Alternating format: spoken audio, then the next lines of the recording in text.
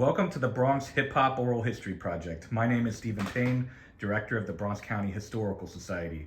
Today is February 27th, 2025, and we're really honored to be here with Cholly Rock, the one and only pioneering b-boy, Black Spades, Zulu Kings. So much could be said about Cholly Rock. Educator, historian, all kinds of things. And looking forward, Cholly, for you to share your stories today.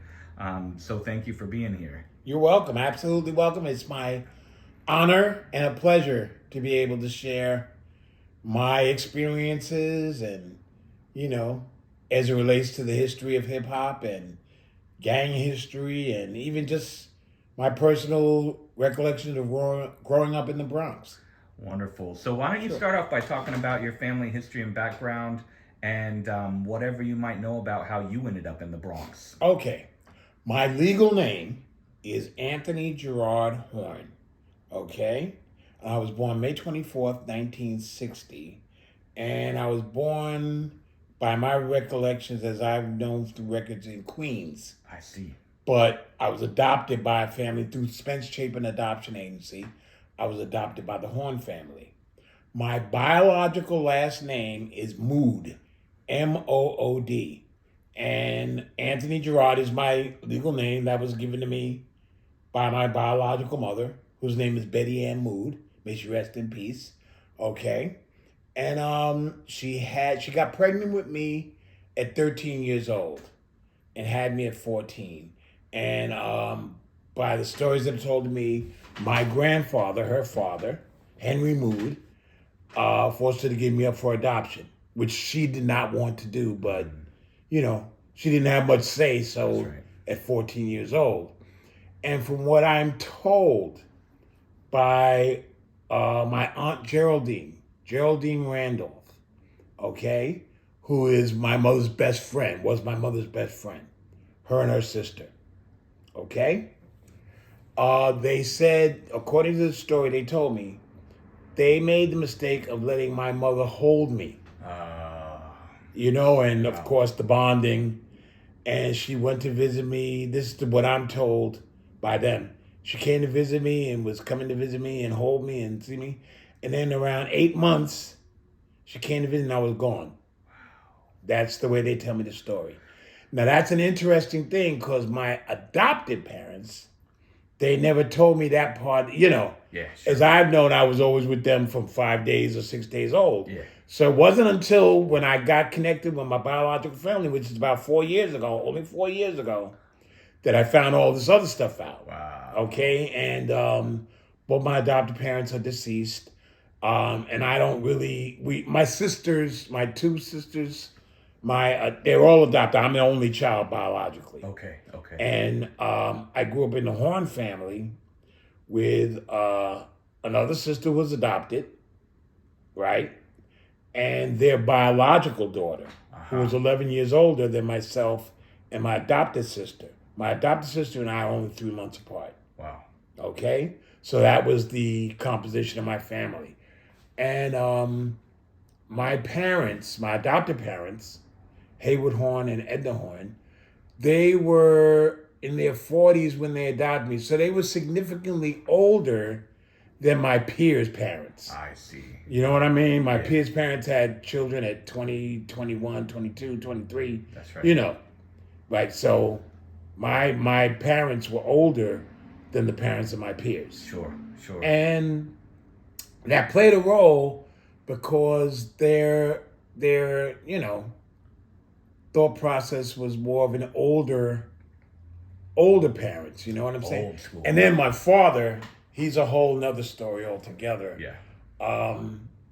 My sisters and I are estranged. Okay. Sure. Okay, so I say whatever I'm gonna say because I'm honest about things. Yeah. My mother was the salt of the earth. Sure. Beautiful woman. When I was about 2 and change, maybe, she had a massive stroke. Oh. Okay? I was too young to remember the actual event itself, but in talking with my older sister, I found out, and this is recent conversations, I found my mother was in a coma for 4 months. Oh. Okay? And what this did was it held off the finalization of my adoption. I see. My adopted sister, hers was finalized, but mine was held off. Okay? So I was technically, by legal letter of the law, a foster child up until about 10 years old. Wow. And yeah, I didn't know any of this. Of course, yeah. Until I was 10. But I was a smart kid. So when I was 10, what happened was, I don't know if you remember, there was a story of a baby called Baby M. Baby M. All right? Baby M was a baby whose biological mother came back to get her. I see. And there was a big court case on it. It's probably something you could look up, Baby M. Yeah. But in any event, my adopted mother was scared that my biological mother would come looking for me and get me. Which, as these later proved, had she known where I was, she would have done so. Yep. She would have done so. Because the way my biological family told me, she never stopped looking for me till the day she died. Wow. Till the day she died. But in any event, why this all matters is because in school, because you can't change a foster child's name. I see. Right? But, they were hiding all that part. They weren't, So when they call roll, roll call, attendance in school, they always announce my name with the M's. Huh. Okay? Huh. But they would say Horne. I see. But alphabetically, it would be with the M's. I see. Oh my God. And I never figured it out for a minute until one day one of my friends said, and Cholly, why? And I'll tell you about the Cholly part. Yeah. Cholly, why do they call you with the M's? And I said, I thought about it. I said, wow, I never thought about that. And so one day I was in school, and you know how sometimes they give the kids to do the attendance? Yeah. I was doing it, and there it said, Anthony Mood, and next to it to be called Horne. Oh my God. And that is how I found out my biological last name. Wow. Yeah, it was crazy. That is crazy. And I came home and I didn't say anything about it, right? But maybe a couple of days later or a week later, we had a substitute teacher. And she was calling the roll, and she says, Anthony Mood. And everybody looks at me, and I'm kind of embarrassed. Yeah. Even though I know this by this time because I read it. Yeah. And then the stupid lady, not particularly bright, obviously, she said, oh, I see it says to be called Horne next to it. When I went home, I told my parents about it. My father, who was a very volatile person. Yeah.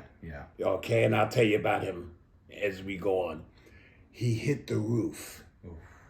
He came into school. They never called me Mood again. Wow. And changed the role so that my name was announced with the H's and everything. And knowing my father, he raised holy hell. Yeah. Because that's the kind of person he was. I see. Okay? But the cat was out of the bag. I knew. By now, I knew. That's okay? Right. So that's me, Anthony Gerard Mood. Cholly comes in because and according, and I've asked many times, I asked my sister, where did Cholly come from? And they used to call me Noisy Cholly because I cried a lot. Uh-huh. Okay? I think, and this is only speculation on my part, because my mother had bonded with me. Yeah. And now I was separated from her. Maybe that's why I was crying. I see. Because as a baby, that kind of thing. That's and right. perhaps That's right. That's what I think. And I think this because my background in education is in, human services and everything. I have a master's and all of that. Sure. We'll talk about that later. But, I've had that background in human services for many years. That's my professional background and everything. Absolutely. For over 30 years. Absolutely. Okay? So, that's not far-fetched for me. Not at all. And especially now that I know that she was visiting me for 8 months, she bonded with me. She did. And You know? bonded with her. And yeah. Yeah. So anyway, my father, knowing him, he had real issues with control. I will say this, and I'm sure because the people look at it, and she can say what you want, I don't care. It is what it is. Yep. My father had mental health issues. Sure. He was diagnosed 3 years before his death with a borderline personality disorder. Oh, okay, I see. And that allowed me, because it explained all of his behavior all those years prior. Yeah. Because he was a very volatile man. Yelled and screamed a lot, was very abusive. By today's standard would be abusive. Yes, yes. Okay? By today's definitions would be abusive.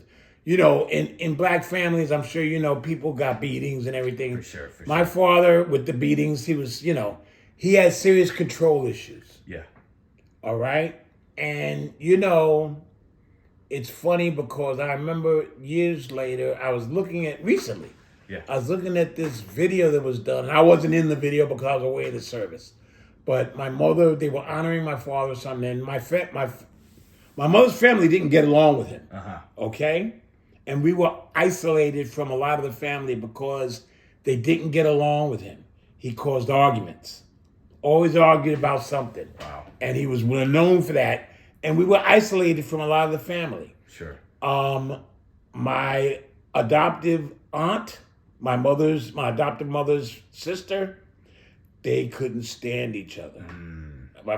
And from what I'm told, they tried to talk my mother out of marrying him right up until the wedding. This is from what I'm told. I see. Okay? And they never got along. Yeah. Ever. Yeah. And I knew that. I was old. I mean, I saw all of that. Yeah, yeah. You know, I was old enough. And like I said, my father had control issues. And knowing him, though this was never said, knowing him, he named me Cholly because he wanted to have his own name for me. I see. As opposed to calling me Anthony, which is what my biological mother gave me. I see. Okay? Knowing him, that's probably the thing about it. Yeah. And he spelled it Cholly. Yeah. And that's how my name is spelled, Cholly. Yeah. Okay? But that is not my legal name. My legal name is Anthony Gerard Horne. Absolutely. Okay? And Anthony Gerard is the name my mother gave me. Sure. My biological mother gave me at birth. Wow. That's on my birth certificate. Wow. Okay? So yeah, that's an interesting story, yeah. That is. Never Now, stopped. were the Horns already living in the Bronx when they adopted you? Oh yes, they were. They've always lived in the Bronx. Okay. And where did they live? Like, where's the first place that you lived in the Bronx? They lived always in Gun Hill. Oh, Gun okay. Hill Always houses. Gun Hill. Okay. Yeah, Gun Hill houses. I see. I think they lived somewhere on Prospect Avenue early in the marriage. I see. Somewhere. I see. But I believe my sister as a baby was always in Gun Hill, probably. My oldest sister, I'm talking about Yeah. the biological Yeah. child.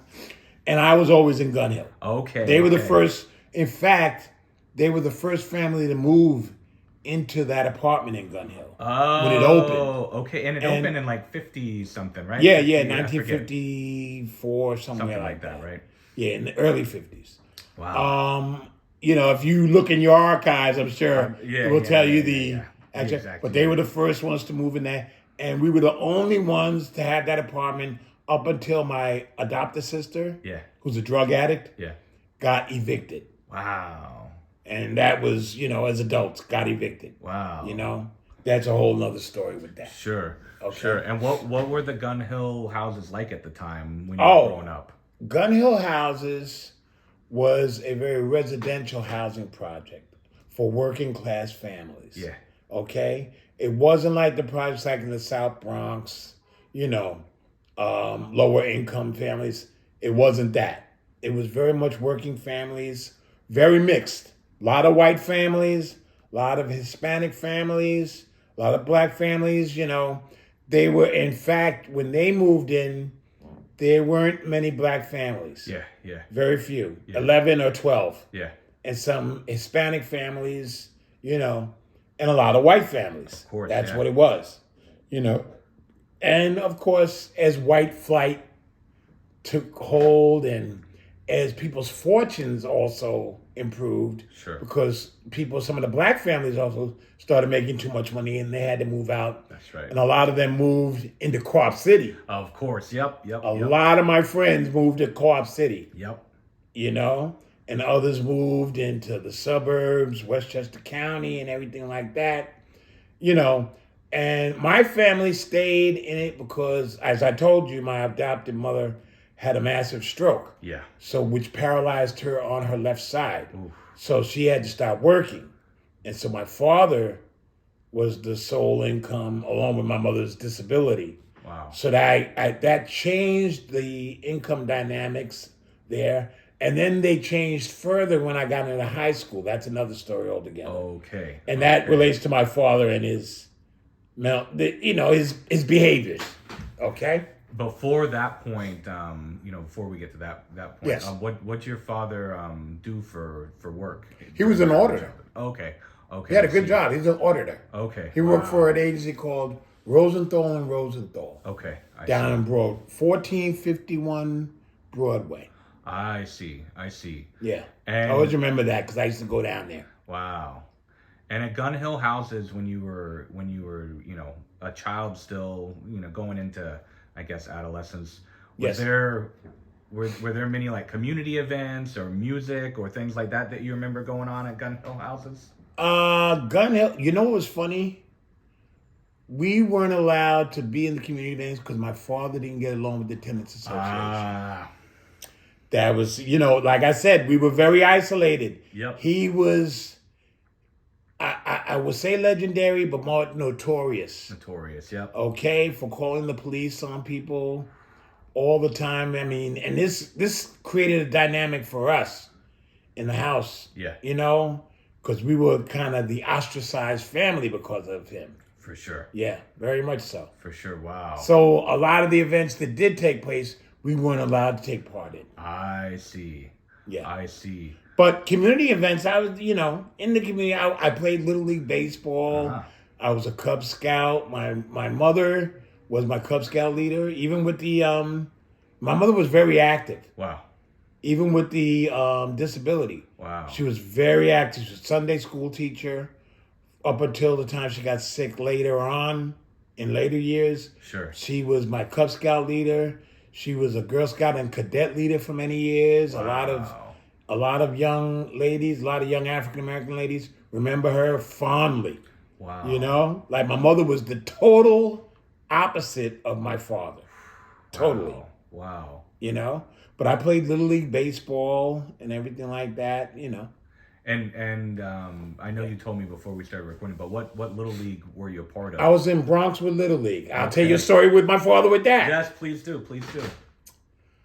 I started off at it at 10 years old, and Mr. Jordan, named him Horace Jordan, he was my manager. Okay? His son is Stephen Jordan, the famous drummer.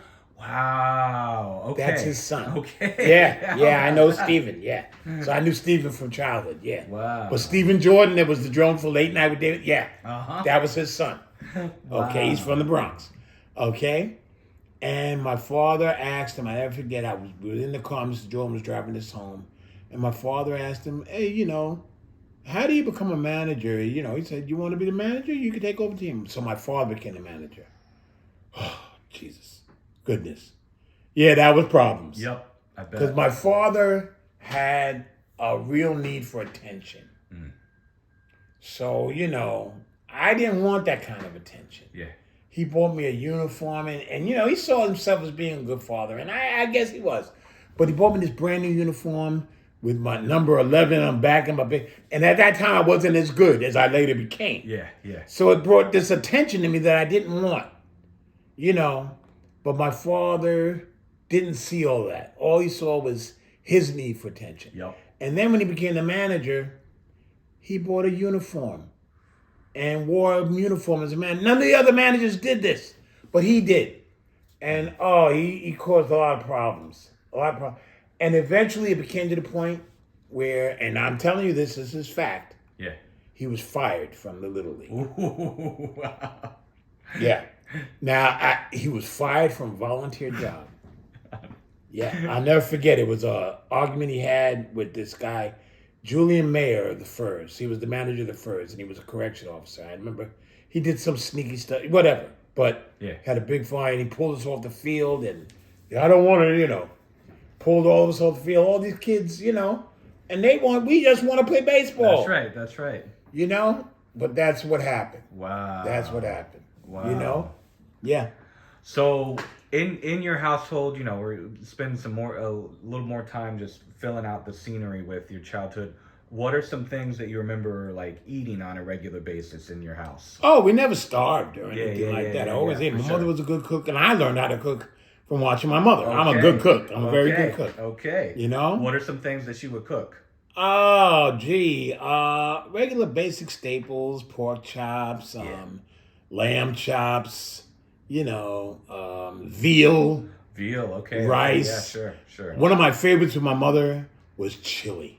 Okay. My Yeah. homemade chili. Oh, good. And I learned how to make chili from her. Wow. Yeah, homemade chili. That was one of my favorite meals.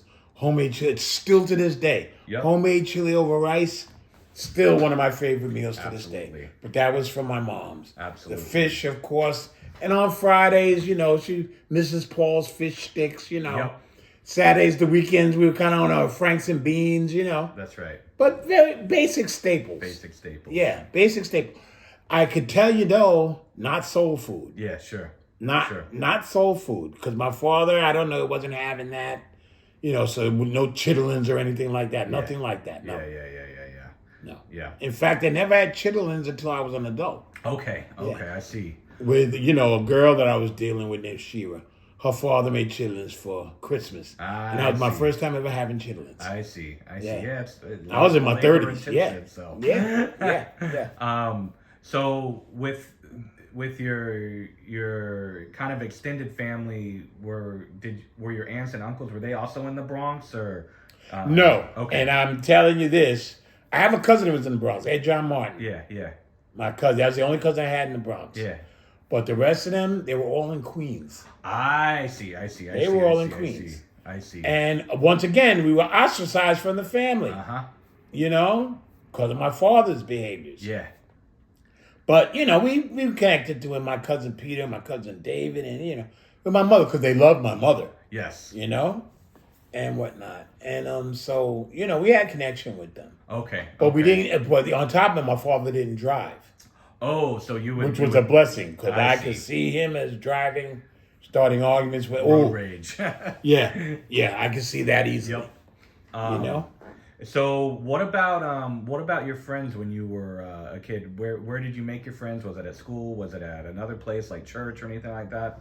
Well, some of each. Okay. I went to church in the Bronx, St. Luke's Episcopal Church. Oh, sure. Which was up on 222nd right? Street. Yeah, that's where I grew up in the church. I was baptized in there and everything. That's funny. I have pictures of that. Oh, yeah. okay. Yeah, as a little boy. But baptized in St. Luke's Episcopal Church. So I had friends there. I was an altar boy, an acolyte. Wow. Yeah, amazing enough. I was an altar boy. I have funny stories with that. I bet you do. Yeah. You put a bunch of young teenage boys behind the altar, and there's bound to be shit. Early teens at that, Yep. and I was with older teens around older teens. Yep. My first taste of because I'm a recovering alcoholic now. I've Sure. been clean over 34 years now. Wow. But my first taste of alcohol was in the house. I mean, you little champagne. But my first outside was as an altar boy. We were sneaking, drinking the wine behind the church while the church service was going on. Yep. True story. Yeah. Yep. And the older kids were drinking the wine, and they would give us a taste, And this is sacrilegious, but that's part of my history. I think that's many people's introduction to alcohol. Yeah, that was it. Yeah. So that's when my taste for alcohol and wine had developed. Wow. There. So I had friends there in the church. I had friends at school. I'm a gifted kid. Sure. Academically gifted kid. So I went to school. I was in classes for academically gifted kids. Back then, they used to call it the one class. Oh, the one class. For Yeah. sure. I was always in the one class. I see. And when I went to junior high school, I was in the SP class. Of course. And I went to Bronx High School of Science. That's where I went to high school. Okay. Wow. Okay. Yeah. That's no joke. Yeah. What elementary and junior high was it? Was it the one? PS 41. Okay. Elementary PS 41, school. Sure. Junior high school 113, which was Olinville. Became Richard Green. That's right. And you remember Richard Green was the superintendent of schools, or the chancellor. The chancellor, right? And he died in office. Yeah. Remember, massive heart attack. And they named the school after him. But that was after I was long gone. Sure. But I went to Olinville Junior High School, and then I went to Bronx High School of Science. Got into some trouble there. I was wild as I don't know what. You got to think, I was a black spade, a baby spade, and a Zulu King in Bronx School of Science. Okay, so I don't have to tell you, I was doing into some wild stuff. I bet. And they asked me to leave for the good of the school. Okay? Yeah, true story. So I went very briefly to Christopher Columbus High School. Oh, wow. Okay. Yeah. But I've spent little time there. I was playing hooky. Never, Yeah. I was like, I spent more time around science out of it than I did, when I was in science all the time. Wow. Because that's where all my friends were. For sure. Now, in your elementary and junior high, why don't you talk some about, what the schools were like at the time, what the student body was like, teachers, all that kind of stuff. PS 41 was a very mixed school. Okay. And a very good school. Yeah. I've heard other things about it later on today. Yeah. But at the time I was in it, it was a very mixed school. And I was, like I said, in the gifted classes. Yeah. So my friends were very eclectic. I had a lot of white friends, a lot of Jewish friends. Sure. I went to at least 7 bar mitzvahs. Yeah. Growing up, yeah. And we are still all close to, I'll show you a picture later on of a picture we took with my 4th grade teacher, Mrs. Eisenberg, who's still alive. And we're very close to this day. I'm like a son to her. Wow. Sandra Eisenberg. I'm like a son to her. I love her so much. Wow. One of my favorite people. And, so I had friends that were very eclectic. I had white friends. I had a lot of black friends. And we're still close to this day. Wow. To this day, 60 years later. That's something. Yeah, very much so. So it was very mixed. I see. And, I had a lot of black friends, obviously. Sure. Growing up from the projects. We had friends, my white friends, but especially my Jewish friends. They lived in 80 Towers. Oh, in 80 Towers, really? Yeah. Okay. Yeah, so, they were coming from 80 Towers. We were coming from the projects. So it was a very eclectic mix of cultures. Okay? And once again, when I went to junior high school, it expanded, right? But I was always in the one class, the gifted classes, and in SP. But I was always in trouble. I had what my friend Charlie Breland, may he rest in peace, called misguided fire. Okay? Behavior-wise. I won't never forget, I was in Olinville, and I was always in detention. I see. And all the kids that were in trouble, they were in detention. That's how I got my introduction to the Black Spades, the baby shape. From my friends in detention. Yeah. Sure. And that's how my affiliation and my membership became in the Baby Spades. From my friends with there. And in elementary school, my friends, we were, I hung out with all the bad kids because I could fight. Absolutely. I was a young boy. I got picked on when I was a little boy. I got what they would call bullying now, but I got picked on. And my theory with that, with people who get picked on, they either become very withdrawn. Yeah. Or they become very volatile. Yes, yeah. I became volatile. Sure. Okay? And so I learned how to fight, and I could fight good. Okay? So, again, I was with all the bad kids because this is Charlie. He's smart, but he can fight. And I was good with athletics as well. I see. Did anyone teach you to fight, like older kid? When I got to the Spades, yeah. Oh, okay. PLG. Okay.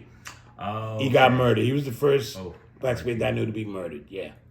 Wow. That's another story. I won't even get into that story here. Yeah. But, he was murdered. Yeah. So aside from the Spades, remind me again, was it the 22nd Division that was yes, up there? Uptown, 22nd Division. Aside from the Spades, what are some other of the, gangs, street organizations that were around there at the time?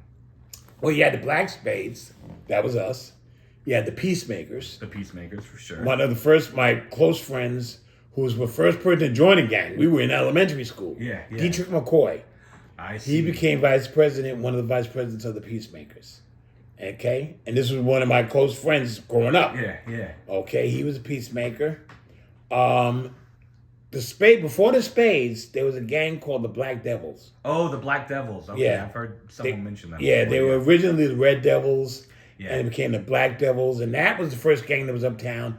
And then Edenwald Projects had their own gang Yes. called Intercrime. Yes, I've heard of Intercrime. Yes, before, yes. for sure. Their leader was a They guy by were the name of Joe Pratt. Serious Jamal business, Pratt, yeah. right?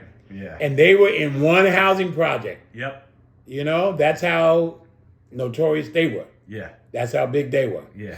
And that's how big Edenwald Projects were. Absolutely. Okay? And Edenwald Projects was a housing project the way stereotypical housing projects are considered. Yeah. You know? And Edenwald was big. Yeah. And, you know, you had the south side and the north side.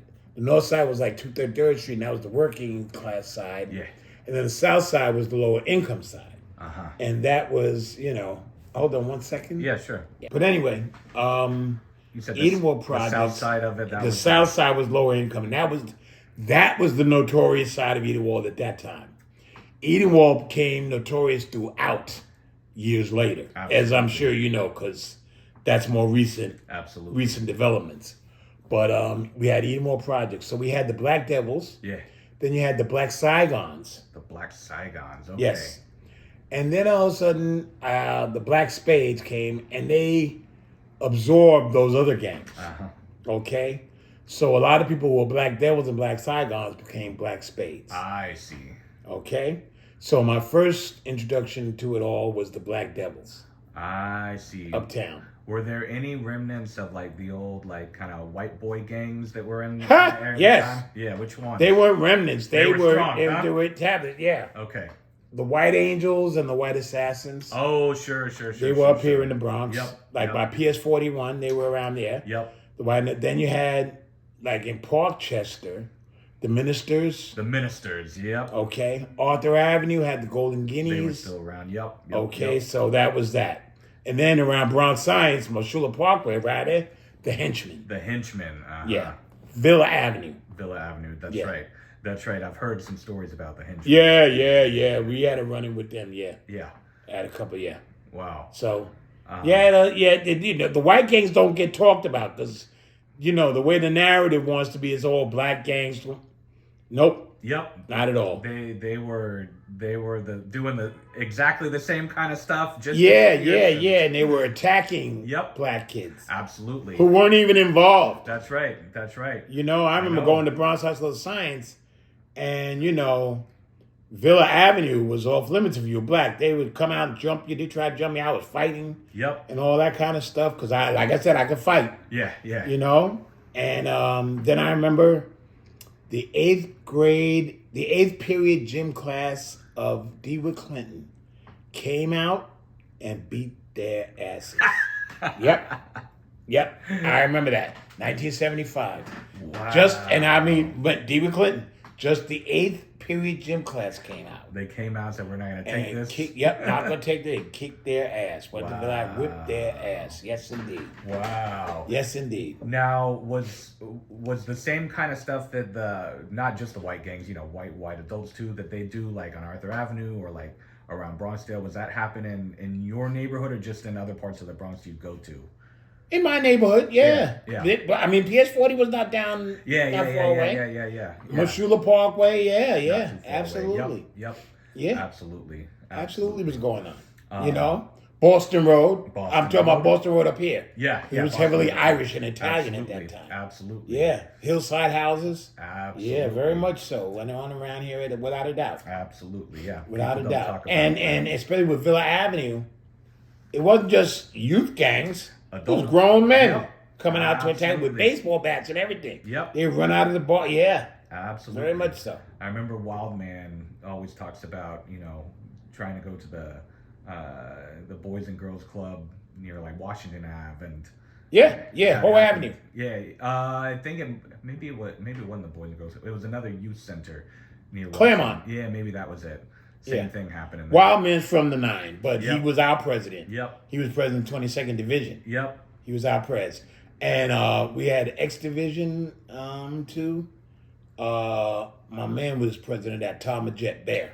I see. Yeah. I see. Tom Jet. He became a cop.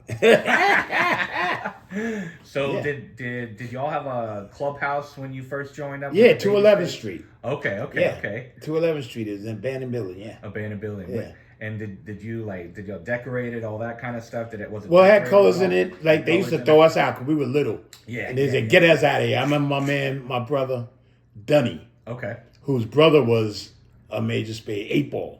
I see. Okay? You might hear him talk about 8-ball. Yeah. And Dunny was my age. Me and Dunny, our babies, me, Dunny, Mike McIver, Lloyd Johnson, God bless the dead. Dunny passed away too. Lloyd Johnson, and Dwayne Lawrence, he was a baby spade in them. It was quite a number. My man Seti and Lebo, Okay. all of us baby spades around the same time, yeah. Now, had you met Riley already at this point? Yeah. I knew Riley was, but I really got connected. That's a funny story. Okay, yeah. I really got connected with Riley because Riley and them started a program with a fat guy, Al Martin. Okay. Al Martin weighed 300 some odd pounds. Wow. Fat Al.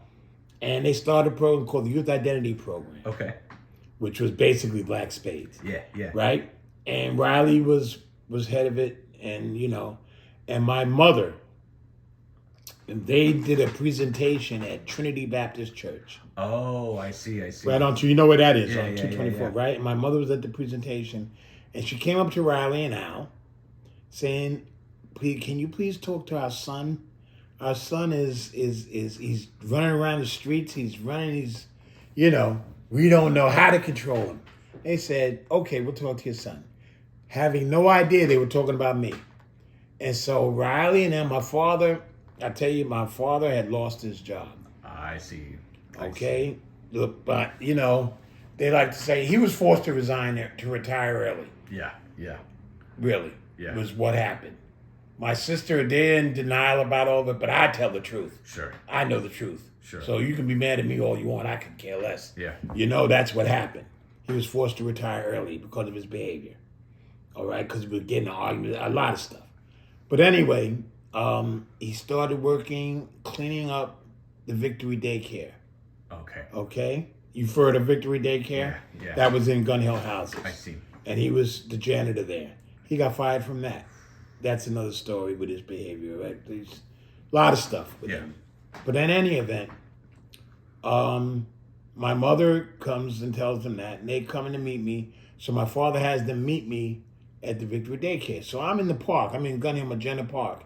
And Carlos, who is Riley's brother, right? Carlos said, "Yo, come here, man. My brother wants to see you." And I'm like, "For what?" I'm like, "Nah, I know Riley." Yeah, I'm like, "Okay." And I come in the thing, and Riley comes in and he sees it's me, right? He's like, "Oh my God." He keeps a straight face. And I see Riley, and he comes in with Fat Al, and Riley's playing it off like he's just me. But he knows who I am. He knows me, So he's playing it off. But it was like giving me carte blanche to hang out with the Spades. Because all I had to do, little did they know. Because what it was then, I could be wherever I wanted to be. Because I was with Riley.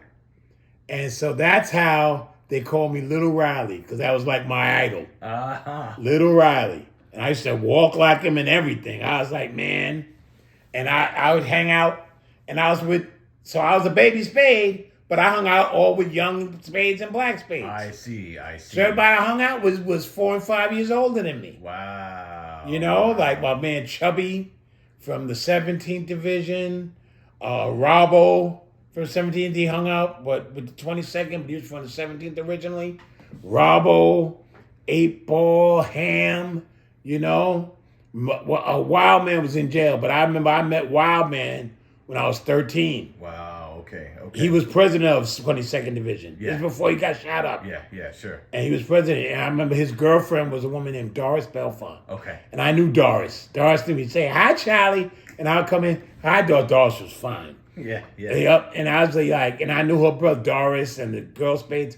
Doris, Debbie Neal, Jackie Neal, Stephanie Cofield, Tango, who was from Co-op City. These were all the female spades uptown in the Bronx. Right? Choo Choo, Deborah Taylor, right? And so I was coming by Olinville. Yeah. And Doris and Wildman was sitting on the stoop with Doris. And he said, "Hey, Charlie." And I said, "Hey, Doris." He said, "Charlie, this is Wild Man." And I knew who Wild Man was. He said, "What's up, Charlie?" And I say, "Oh, what's up, Wild Man?" That's what Wild Man had on, his flop hat, spade boots, the whole nine. Yeah. So I remember when Wild Man got shot. Yep. Yeah, I remember that night. Because it was all over the news. Thank goodness he survived. Yeah, and the next day, he survived. He was the lone survivor. The lone survivor, I know. Because Solsky, who was president of the 10th Division, which is Bronx River, Yep. and Mood-Horne, who was from the 17th Division, where Chubbian was from, they died. And somebody else, but who wasn't a Spade, it was a moment, James Brown or something like that. Yeah. But yeah, they died. Wild Man was the lone survivor, and he played dead. That's how only way he survived. Yeah. Damn. Yeah. I don't know if Wild Man talked about any of that. Not too much. No. Right. He doesn't like to relive it, and I never bring it up. Yeah. But that's what you know. So when you became a baby Spade, Yeah. were the baby Spades kind of trying to do the whole outlaw look, or We traveled more underground, which Okay. like, you had outlaw and you had underground. Yep. Which underground was you didn't wear colors, but you were in the gang. You were Spades. Yes. And then outlaw, you wore colors, you wore spade boots, you The stomped whole on your nine food, yards. all kinds of stuff. Yep. And my family was real strict. I mean, I can just imagine. when they found out I was running, my father blew a gasket. Because remember, he was a control freak Yes. too, on top of it. Yes. He didn't like teenagers. Yeah. His famous line was, "You teenagers are not going to run this society. Not as long as Hayward Horne is in it." And he had a big thing with teenagers. Because, he only liked things he could control. Yeah. I remember my mother, like I told you, when they were honoring him. And I wasn't there. I was in the Army. All right? And my mother was like, he likes animals and little children. And in my head, when I heard this tale, I have a background in human service. I said, that describes sociopaths. Because that describes sociopaths. They Yep. love order, and they like little children Yep. and animals. Yep. Easy You to know? control. Yeah. Easier to control. Easier to control. Yep. And in my head, I was like, wow, that makes sense. Wow. But I didn't say anything. I was, this is an adult, obviously. For sure. I was in my 50s when I saw this. Wow. But, yeah, so I remember News Center 4 came on the Avenue, and they were recording us. We was in the, all trying to get in the picture. And I came home and said, "Mommy, I'm going to be on the news." And I said, with the Black Spades, my father went crazy. He went crazy. So I knew I needed to hide it from here on in. And I remember when I got in trouble in school, one of the most vicious beatings I got from my father. Yeah. Because I told you my father was abusive. And I never forget, he beat me for 2 hours. Right? Because I got in trouble in school. Yeah. And I was forging the signatures. I had a conduct card. I was the only person in SP in the gifted class with a conduct card. Only one. And, I was forging the signatures because I wasn't getting it signed. Yeah. I'm running around, and Mr. Bell, the principal, he said, your son's with the Black Spades. And because I see him, he's with the Black Spades. And I said, no, I'm not. I was denying it, but yeah, So that's how they knew. And when it really came out totally was I was in an article. I see. In the news. I have the article in my phone. Yeah. Because my man, Prime Minister Pete Nice, you know who that is? From Third Base? Never met him, but Yeah, he has an archive of articles and flyers. And I was telling him about it. And lo and behold, he said, "Wait a minute, Charlie." And he pulled it out. I said, "Oh my God, you have the article." Wow. So he sent it to me. I have it in my phone. You know? Wow. Yeah. The Gang That Now Shoots Straight is the name of the article. And what year was that from? 1977 somewhere. Okay, something But like that. Sidney Fields or whatever. I'll show you the article. It's in my Yeah, phone. sure.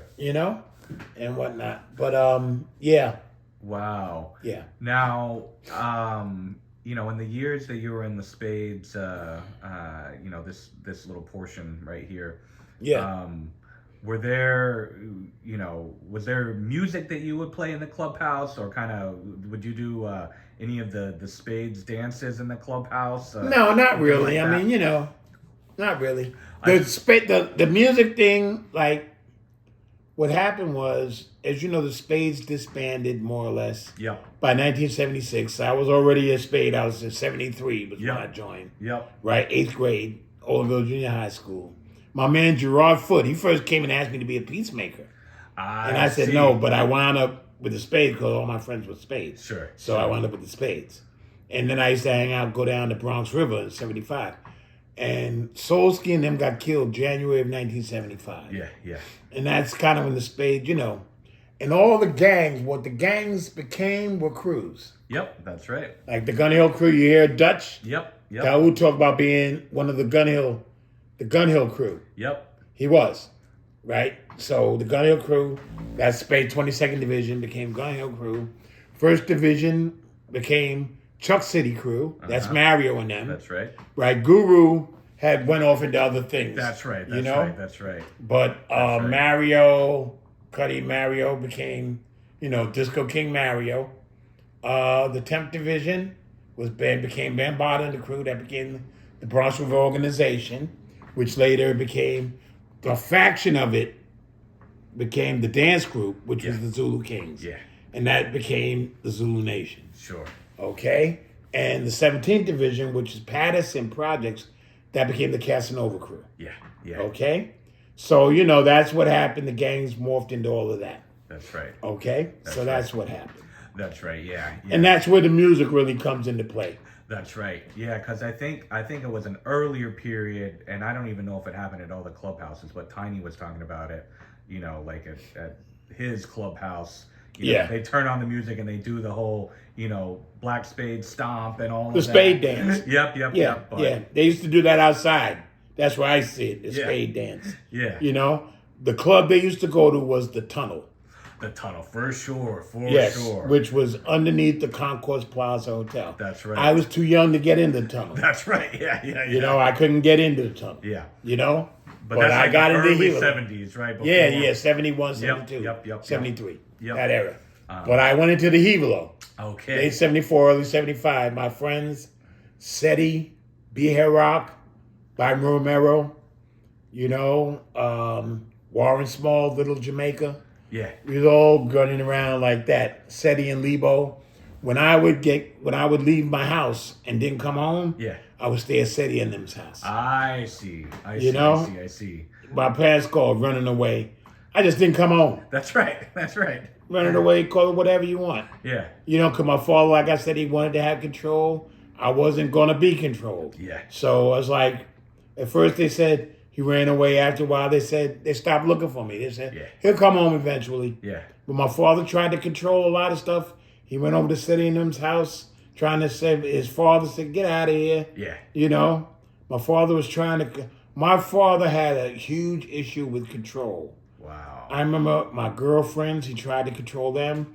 That's what really set me off in Bronx Science. Okay. Because my first girlfriend was Tracy Beeman. Yeah. Cute little girl. I loved her. Tracy Beeman. And I did well my first semester in science, with the exception of math, which I was never good at, or in Spanish, which I didn't want to care about anyway. Yeah. And so I got a 60 in those two things. And the rest of my grades were 85s, 90s. Sure. Right? And my father, he said, he went to open school night. And he went and said, who's this girl, Tracy Beeman? He said, give me her number. He started beating me. And I had to give him the number. He called Miss Beeman. Right? And then my father, next day, my father came to school with me, rode the bus with me to school. We had a special bus, the 28 special. Yeah. Rode to school, sat in all of my classes. Oh my God! Wow. And even from there on, it was like, couldn't stand him. Yep. I wasn't crazy about it to begin with. Yeah. But really, that's when I started going left. I see. Completely. I see. Wow. That's what changed everything. Wow. Yeah. Now, before we get into dancing and some of the, early jams and all of that, Yeah. why don't you talk some about, music you remember in your household or in the neighborhood as My a child? father was a pianist. Okay. Went to Juilliard. Yeah. Oh, wow. Okay. He could play, Wow. right? We had a baby grand piano in our house. Wow. And my father's idol was Art Tatum. Okay. Okay? We had all of Art Tatum's records. My sister, I told you, the drug addict sister. Yeah. She says she sold those records because of a vast collection. I mean, worth lots of money, and I know she sold them. But anyway, that was the kind of music in my house. I see. And remember, I have an older sister who's 11 years older. Yeah. So we had Motown. Okay. Sure. Okay. My father, once again, the control issues. He's like, I don't want to hear that shit. I don't want to hear that music. But I played it anyway. Yeah. You know? Crank it up even. Yeah, crank it up. I played it anyway. And, I told you I was adopted. I didn't have my own room. My sister had the room with my older sister, right? Yeah. And I slept in the living room on a cot. Sure. So that meant everything I had access was out there. So when they would go to sleep, I would have headphones on and play music. My idol is Stevie Wonder. Sure. Stevie Wonder. That is, as far as I'm concerned, there's Stevie and everybody else afterwards. Sure. But it's because my father played music and because I played music, Yeah. I was good. I played all borough and all city. Okay. I played trombone, baritone, horn, and double B flat tuba a little bit. Wow. But trombone, I was good. Wow. Yeah. And so I had my own interest in music. Classical music, Sure. jazz, I developed my own taste. Yeah. So yeah. Wow. So yeah. So I listen to all kinds of music. Sure. I was very eclectic because I had white friends too. Sure. I was into rock and roll too. Okay. I listened to the Rolling Stones, the Beatles, Chicago. My taste in music was very eclectic and still is to this day. Wow. So as far as dancing goes, even before maybe burning or anything, Yeah. were you dancing as a kid? You want to know a funny story? Yeah. You remember the show Wonderama? Yeah. I was a finalist in the dance contest. No I was way. 11 years old. Yeah. Truth. Wow. And I didn't even dance that good at that time. Yeah. But I danced all right. Yeah. I developed my real dancing skills later on Of course. Yeah. Of course. as a b-boy. Of course. Later on, yeah. Of course, but you were dancing even then. I had something. Yeah. Yeah, I had something. Yeah. Were there people in your neighborhood, or were you seeing? Obviously on TV. Were you seeing other people dance? Yeah. It's funny when you see this. My man, Jerry Mills. Okay. Jerry Mills was the first person I saw that could dance his ass. Nicky Mills and the guy who introduced me to b-boying. Okay. Named Ben Richards. Okay. That's what we call him. That's not his real name, but that's what we call him, Ben Richards. Sure. He was the one who introduced me to b-boying and breaking. And how'd you meet him? We went to church together. We were altar boys together. Oh, at St. Luke's, huh? Yeah, St. Luke's. Okay. We were altar boys together. And St. Luke's used to have dances. Okay. And me and Ben would burn everybody.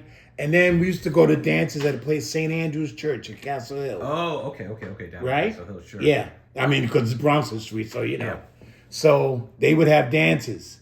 And I remember we would go off. We would be burning the girls, b-boying and everything like that. We were 14 years old. Wow. Dancing, going to dances at Castle Hill. Wow. Yep, St. Andrew's Church. And what kind of music would be playing at these dances? Oh, R&B music. Sure. And then, sure. b-boy music. Sure. That's where I first heard the Mexican. That's where you first heard the Mexican. Yep. That's right. That's where I first heard the Mexican. That's right. And we would dance into that. And where I first saw b-boying as we know it was when I changed my style, was when I went to the Higalo and I saw Clark Kent and the Twins. I see. And around... Hitting the floor. Wow. This is around 1975, late 74, early 75. Okay. So I was in junior high school. And then, I was in high school. I was b-boying, breaking, burning. Yeah. And I was the only one there. And they was like, oh, shit, It was like, what is he doing? Yeah. I remember Lisa Gambrell. She brought her boyfriend, Butch, and Case. Oh, Butch, yeah, we've done a whole history with Butch and R.I.P. Case. Yeah, Case is dead now. Yep. But Butch, if you ever, we did one with him. Yeah. Oh, Butch, Lisa Gambrell was his girlfriend. I'm gonna ask him about. Yeah, and she went to Bronx High School of Science with me. Lisa Gambrell brought Butch and them to the dance at Bronx Science to meet me because I said we got this b-boy Charlie, and that's how me and Butch first met. Yeah. Wow. Me, Butch, and Case. Yep. Ask him about it. Me, I Butch. will. That's my man. That's my boy. Wow. Yeah. I haven't seen Butch in some years. Across the street, he comes on a regular basis. Really? Yeah. Tell him I send my love. He knows who I am. Absolutely. That's my man. Absolutely. Now, when in this early phase of you getting into burning, and then b-boying, was the term b-boy being used very much at the time? Yeah. Yeah. And I don't know if this probably isn't something that y'all really even spoke about at the time, but what were the theories on what b-boy meant at the time? It meant break boy. Cool Herc invented the term. People come up with all this bullshit. I know. I've heard a lot It's of bull. different. I'm telling you what it stood for. Yep.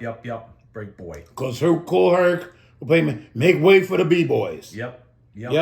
Because what is a misconception is that all Herc played were b-boy jams. That's not true. I know. He played hip hop. He played R&B. We did the hustle. I could hustle. Yeah. All the kinds of dances that were popular. Yeah, we had Chip was the hustle master. Chip and Janice. Janice was this girl with short hair. She was fine. She was older than us. Wow. Because Chip is older than us, And they were hustlers. Yeah. They did the hustle. Yeah. You heard him call him the Mad Hatter? Oh, yeah. That's who Chip is. Yeah. I see. Okay. I see. And and at least as I understand it, the actual b-boy songs, it was a pretty limited number. So if he only there's a specific canon of b-boy jams from that era. Yeah, and if he only were playing those, that would be the most boring thing ever. You got to understand, and this is what I say, and I say it on the camera all the time. Disco King Mario may have been playing, right? The thing with Mario, where he doesn't get the credit, and Mario doesn't get the credit he deserves. Yeah.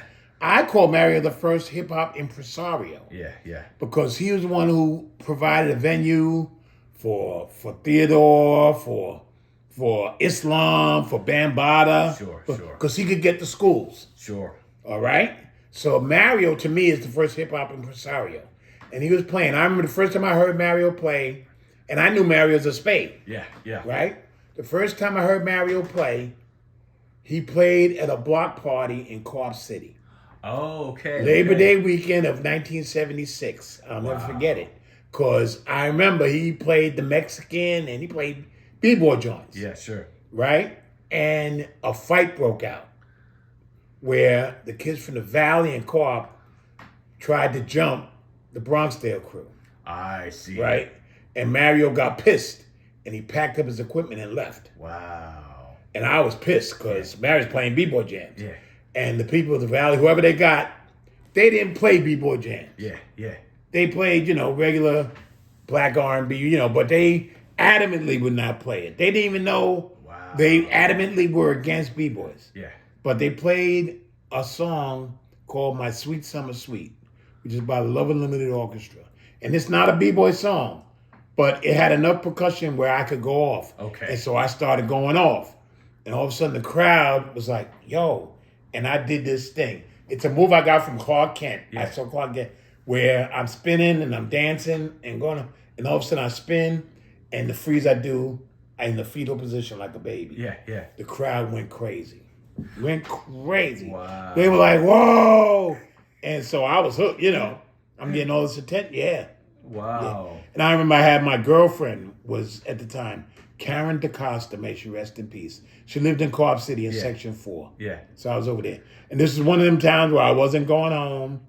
I wasn't home. And I stayed out the whole weekend. Sure. And I came home Labor Day afternoon. I had been out because I beat up my father. Yeah. I beat him up. Yeah. He hit me. And I got tired of taking it. Yep. And I just, how I can really identify when people say they saw black. That's what I saw. I see. I got tired of him beating me. Yeah. And I just went and, went off and beat him up and ran out the house. Yeah, yeah. And I didn't come back home until Monday afternoon. Wow. He never put his hands on me again. I was going to ask, yeah, probably. Never not. again. Wow. And, he was trying to control me. He would call the police. He had orders of protection on me. And he had orders of protection on me for bullshit. Like, if I didn't shave, he would call the police and they would arrest me. Oh, my God. Because he had that order of protection. Yeah. He had a real control issue. And a lot of, he just, I respect that, raising me as a parent, we didn't get along. Yeah, yeah. And that's as simple as that. We Yeah. didn't get along. Absolutely. You know? Absolutely. Wow. Wow. Now, I know you've talked about it in plenty of other places before, but, wondering if you could just talk some about, the difference and maybe overlap between burning jams and b-boy songs. Well, the b-boy song, the Burning Jam, you went off to stuff like Scorpio. Yeah. Africano. Sure. Potential, maybe stuff like that. Yeah. The real b-boy joints, I can name them for you. Of course, yeah. Apache. Of course, yep. Just Begun. Yep. Shaft in Africa. Yep. Scorpio was in there. Yeah. The original version of Africano. Oh. By Art 25, because there's two versions. I see. So there's one off the That's the Way of the World, which is the original version. Yeah. And then there's one off the Gratitude album. I see. Which is faster. Yeah. And it's hard to really go off to that. But the original one you can. Yeah. And, oh my goodness, Corazon by Creative Source. Oh, of course. Oh, man. The Mexican. The Mexican, yep. I'm trying to think. There was several others. Oh, Yellow Sunshine. Baby Huey, Listen to Me. Baby Huey, yeah. That was my song, my jam. Baby Huey is. I used to go off years later. This wasn't when he was, but a little bit later, not long later. What's the name of it? Moment of Truth by Earth, Wind and Fire. Oh, sure. On top of it, yeah.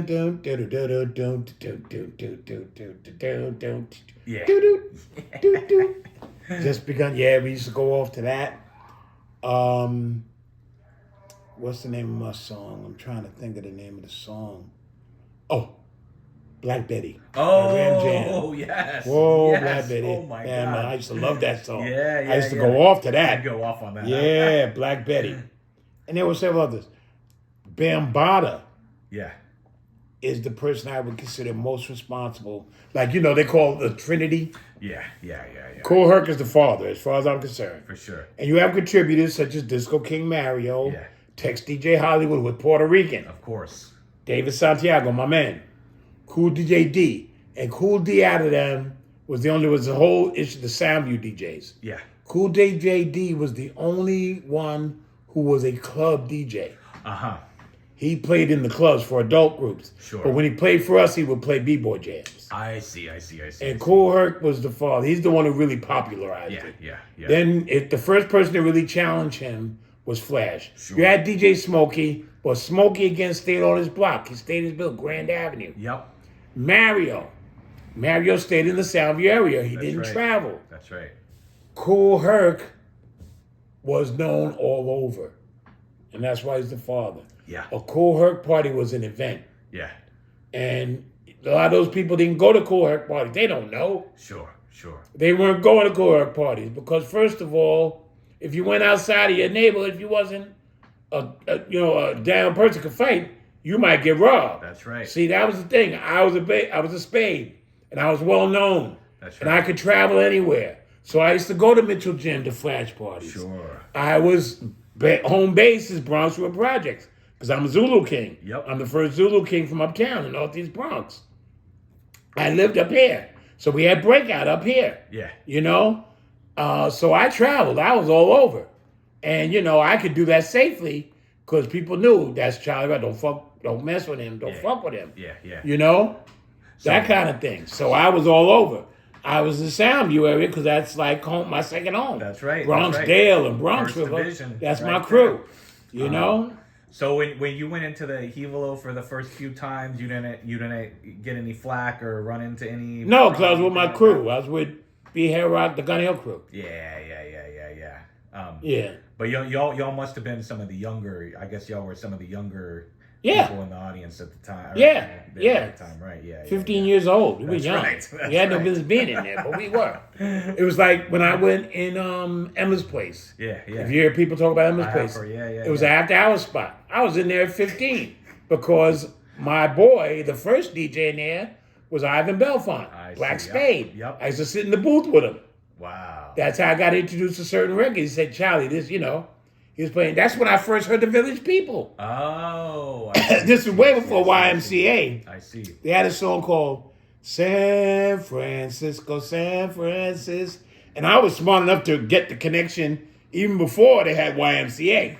Yeah. Because they had a song Fire Island. Sure. And I knew about all that stuff. I was like, this is all this stuff they singing about is gay stuff. Yeah. Yeah. But I knew it. Wow. Now, are there any of the old school b-boy joints from back in the day that you remember, maybe hearing just a couple times that didn't become part of the canon that you really went off on? That didn't become part of it? Yeah. Ones that you really went off on that just didn't stick for one reason or another.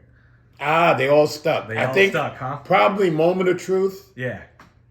And because you have to be a real down b-boy to know that one. Yeah. And on top of it, they weren't one of them. I tell you one that didn't stick. Yeah. But it was bad. Yeah.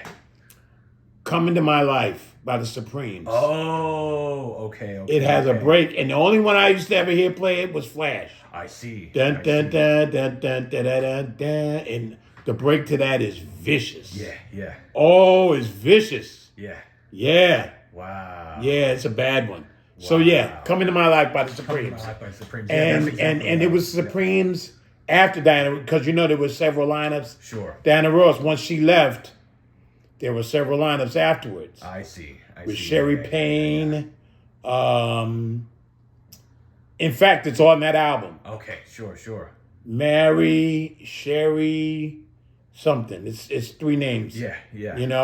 But the only one who stayed throughout was Mary Wilson. That's right. May she rest in peace. That's right. Yeah. That's right. Now, what are some of the I know in this early phase of Burnin' as it was going into b-boying, comedy routines were still a part of the dance. Hold on one second. Yeah, sure. In fact, they weren't hitting the floor yet. Yeah. I mean, it wasn't like we didn't have That's comedic right. elements. We did. Of but course. our thing was hitting the floor. Yeah, sure. That was what made you nice. Sure. One of the things they tell you, and Steve Hager, who's the screenplay writer for Beat Street, he talks about he says it in one of his things. Yeah. It's a thread. Cholly Rock, when he joined the thing, everything changed. It really spread. Yeah. Yes. And that's fact. Right. That's right. Yeah. Because I could spin like a top. I was a bad boy. I see. I see. So, yeah. Prior to that, like Sasa and Trixie and them, their thing is more upright. That's right. Yeah. That's right. The stuff they did, we'd have served them. Yeah. They don't understand that. You wouldn't have got away with no crap like that. We'd have did you up. Yeah. Yeah. And like you said, I guess the first time you saw floor work was at the Hevelo. Yeah. And the Twins and Clark Kent. Yeah. Yep. And would they do as much floor work as later became common, or were they just Well, they did enough. Enough. I see. With the floor work now, I mean, the Puerto Rican kids, they just because we aged out of it. Yeah. They kept it going. That's right. And I say that all the time. A lot of them, some of them aren't even satisfied with that. Yeah. But I'm like, listen, that's the history. Yeah. We give you credit. I give you credit. You kept it going. Yeah. And they brought other moves to it. Yep. But like I said, you can't have a Maserati without a Model T. Yep. Something had to come first. Yeah, that's right. You see? That's right. And that's the thing. What were some of your go-to moves that you developed at the time, or ones that were My unique to you? spin, my ball spin was my signature Yes. because I could spin like a top. Yes. And they will tell you that. That's when I came, they were like, whoa, I changed their game. Yeah. They were like, yo, this kid's nice. Yeah. That's what got me the try at the audition for the Zulu Kings. I see. Because they saw me, I was burning everybody. Yeah. Yeah. And they said, yo, you come try, be Squirpy, God bless the dead. He said, come try for the Zulu Kings. Wade Lewis was the one who approached me first. I see. And I said, I'll think about it. Yeah. Because I already knew, like, the Zulu Kings, when they approached me, I said, yeah, I want to be a Zulu King. Yes. And they saw me dancing. He was like, who is that? And they said, Bambaataa. Himself said, come next week, try for the Zulu Kings. And I tried out 123. Wow. Disco King Mario was DJing. Yeah. Wow. Yeah. Yeah. It was Disco King Mario, and was it there were Tex. two DJs, right? Yeah. Tex Hollywood. Tex Hollywood. That's right. And had you been, I guess you'd already been hanging around 123 and some of the Sound View parties anyway at that point. I had been there already. That's where they saw me. Yeah, I see. Yeah. I see. That's where they saw me. I see. That was in 1976. In 1976. Yeah. 1976. Wow. So I guess like you mentioned, the Spades had kind of dissolved. Yeah, we had died out by that time, but we were still, still hanging out together. Yeah, still together, Yeah, that's right. So yeah, I know you've talked about it before, but why don't you just talk some more about that tryout, or the When I tried out for the Zulu Kings, Yep. yeah. What happened was I tried out for the Zulu. I went to a party in 123. yeah. My friend Evans Carnegie from Columbus, he said, you got to come to this party, because I burned Evan on the steps, I see. in school. Yeah, he said, yo, you nice. And my man Johnny Sanchez, my boy Johnny Sanchez over at Columbus, he said, yo, you bad. He said, yeah, and I just shrugged it off. Yeah. And Evans said, yo, you got to come to party 123. My cousin Bambaataa. That's how he said it. Bambaataa. I see. Yeah, I see. wasn't his cousin, but he was very Yeah. close. Yeah, sure. Because his brother, they went to Stevenson, right? Yeah. And so I come to the party. Now, remember I told you about my first girlfriend, Tracy Beeman? Yes. She's from that area. I see. Boulevard I see, I see, I Towers. see, But I see. she didn't party like that. Yeah. But Boulevard Towers. So I said, yeah, she said, Charlie, coming over there. And so I came to 123. And it was like two parties in one. I've talked about that. Yep. Because I'd never seen that. And it was like bad. And Wade saw me, he said, Zulu Kings. And then Scorpy saw me. Me and Scorpy started dancing. Yeah. He said, yo, you should come and try for the Zulu Kings. And I said, yeah, okay, sure. So the next week, they had a party in 123. Mario was playing. Yeah. And it was only Mario. And I brought my friend with me, Roy Glenn, Yeah. right? And we was at a party. We were at the Boys Club where we hang out at, which part of St. Luke's. Sure. And Ben Richards and all this, right? And I said, Roy, come me to this party. They jamming, he didn't know nothing about it. So I started going off. And there's a strobe light on top of it. So I started doing my thing. And next thing I knew, there was a crowd around me and I could hear them. They were like, who's that? Yo, who's he? And I was doing my thing. I was pulling out all the stops. I rose from the dead, spun, rose from the dead like I was rising out of a coffin. All that, as signature moves like that. And so when they stopped that music and put on a regular, and I stopped jamming, they said, I saw the whole crowd around me. And if you ever get in touch with Roy Glenn, he can attest to this. He was there. And they said, yo, and Bambaataa and Ahmed were in the crowd. Uh-huh. Ahmed Henderson. He's one of the original Zulu masters. Sure. And so they said, yo, who are you? And I said, my name's Cholly Rock. Because my man had given me that name, my boy, Andy Holden, little man from the Spades. I see. He started calling me that, and I thought it was cute. Yeah. So I liked it. Yeah. So I said, that's how I introduced myself, Cholly Rock. He said, yeah, where you from? I told him I'm from Gun Hill Road. And that's what he said to them. He's from the road. He's from the road. And they knew about it because the 22nd Division was there. And so Bambata said, I'm Bambata. Right? And he said, and then next to him was Ahmed, but Ahmed didn't introduce himself as Ahmed. He said, I'm Crazy Bow-Legged Billy. Because his name is Billy. Yeah. He's the original Crazy Legs. I see, yeah. Crazy Bow-Legged Billy. Billy Henderson. Ahmed Henderson. One of the founders of the Zulu Kings. Okay? So they said, come here next week, try for the Zulu Kings.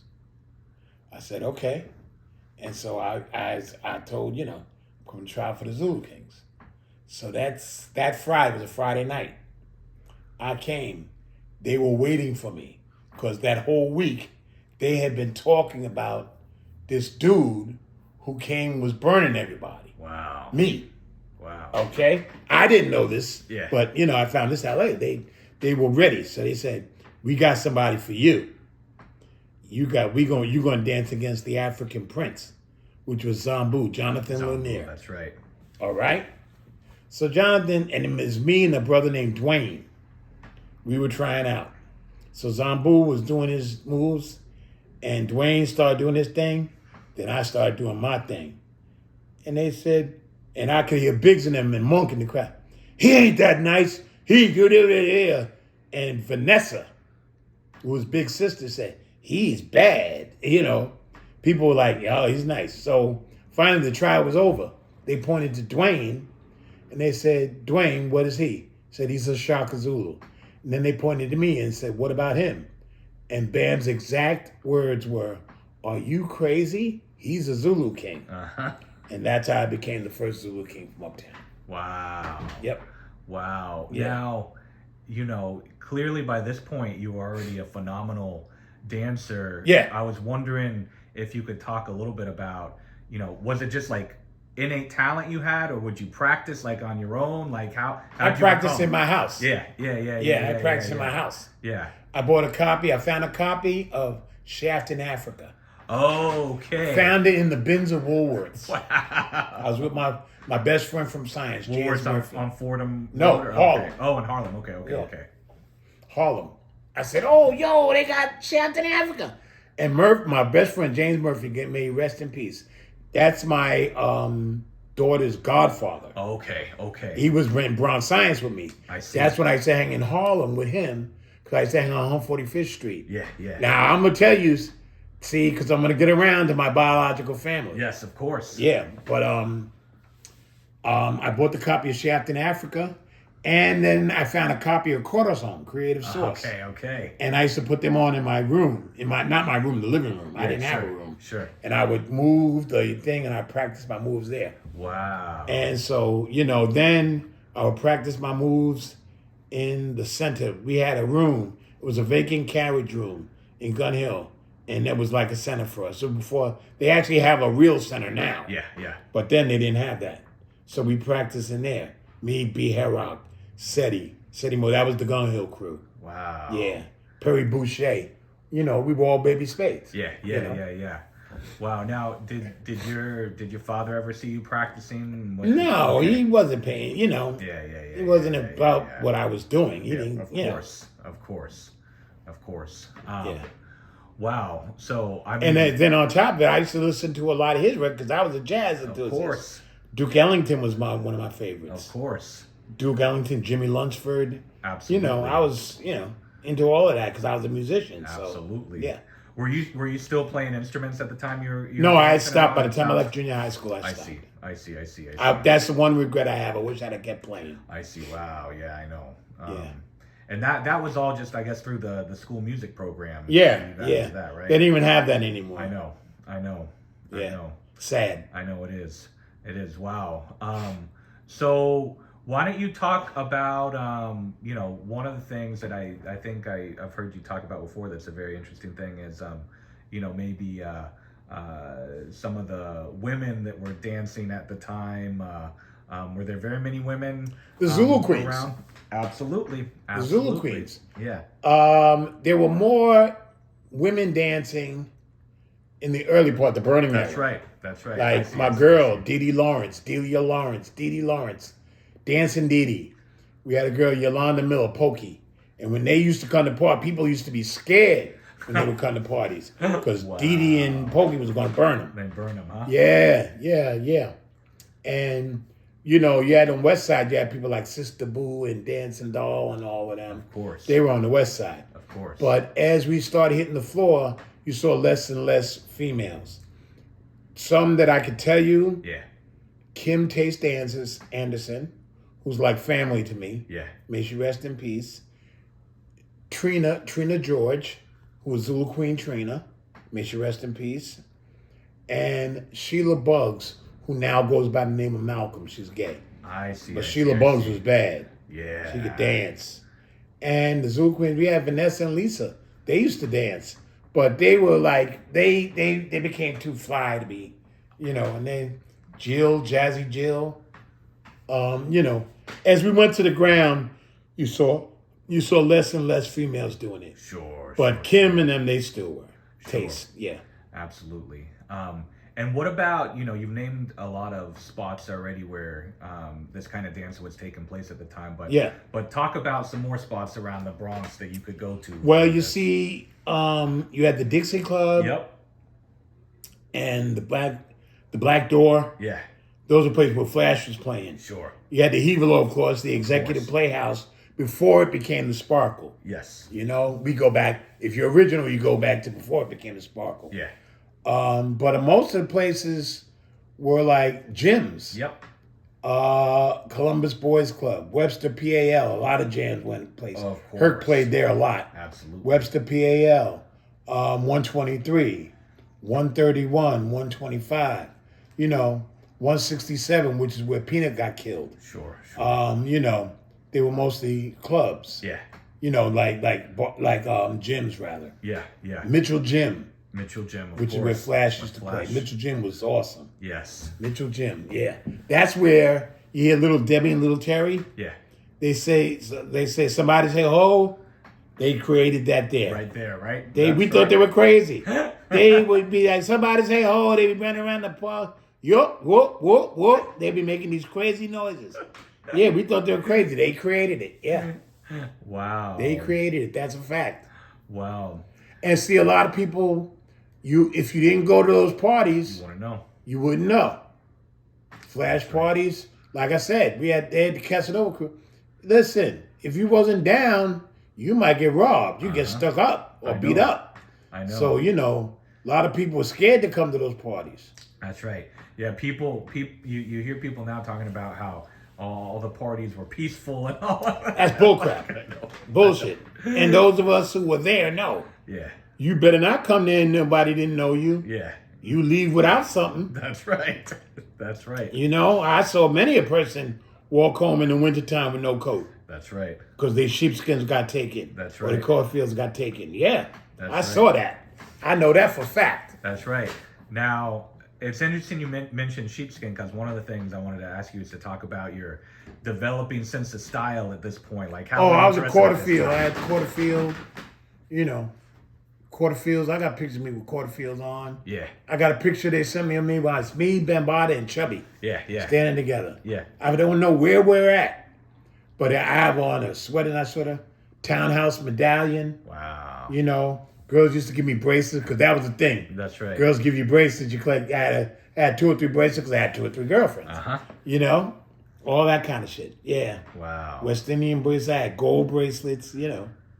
And were there spots in your neighborhood or around the Bronx where you go to like,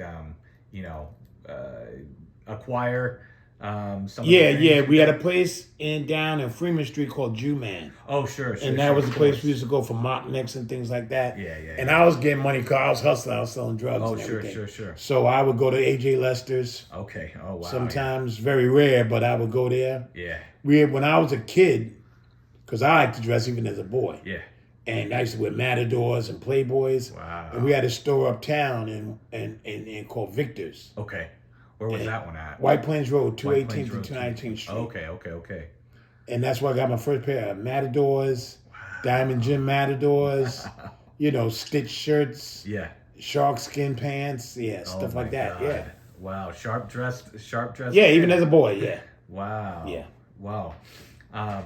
So you know, obviously, such a big part of. Yeah, you couldn't be a bum. No, No, not at all. yeah. Not at all. Your dress game was, yeah. That was part of it. Yeah. A big part of it. So you know, being able to actually find rare records was such a central part of all of this early culture too. Was wondering, did the record bug? Did you catch it, or were you just dancing to it? Like, were you collecting? I was dancing to it. I wasn't a collector of records. Okay. I was dancing to it. Okay. But I would go with Bambaataa. Yeah. We went to Downstairs Records. I see. I was going to ask you the places that he. Yeah, Downstairs Records was the place to be. I see. And everybody didn't know about Downstairs. Yeah. Only certain DJs knew about Downstairs. That's right. And so Bam, it was like a treat to go with Bambaataa. I bet. Record shopping. I bet. Because he would pick somebody, say, go with me. So he picked me one day. Yeah. He buys a hot dog, and we would go down there. And it was Downstairs Records. This is when the original Downstairs Records was under the A train on 8th Avenue. That's right, yeah. And that's where we met Elroy. I see. Elroy became part of Islam's crew. Sure. All right? But Elroy originally met us in Downstairs. And he would save certain records for Bambaataa. Wow. And so Bam would pick out certain records and hear them. Yeah. And the ones he didn't like, he would give away. He would give free records away I at see. the parties, and that was a big thing. That's right. Yeah, he would give a lot of records away. Yeah. But that was a big thing. Because I guess at the time it's not like you. Well, I don't even know if you could, if there was a way that the Downstairs had to listen to records, but you kind of had to take leaps of faith with buying. Well, we had listening to records in there. Okay. Yeah.